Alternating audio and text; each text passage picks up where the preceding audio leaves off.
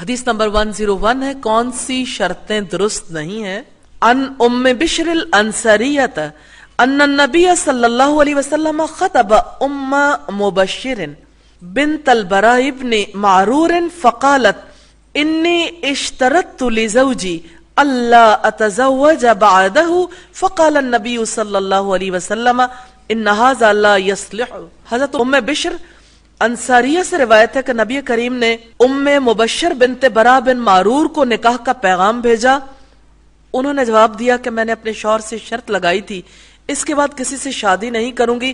آپ نے فرمایا یہ شرط صحیح نہیں ہے، یعنی اللہ تعالیٰ نے مرد کو ایک سے زائد شادیاں کرنے کی اجازت دی، معقول عذر کی بنا پر طلاق کا بھی حق دیا ہے۔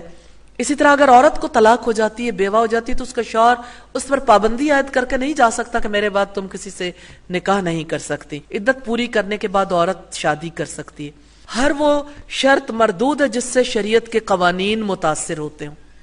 اور سیدنا ابو ہریرہ نبی صلی اللہ علیہ وسلم سے روایت کرتے ہیں، آپ نے فرمایا کسی عورت کو اپنے شوہر سے یہ درخواست کرنا درست نہیں کہ وہ اس کی بہن یعنی سوکن کو طلاق دے دے، اس لیے کہ اس کے حصے کا پیالہ بھی خود انڈیل لے، یہ نہیں ہو سکتا، جتنا اس کی قسمت میں اسے وہی ملے گا۔ بخاری کی روایت ہے 2581 نمبر پر۔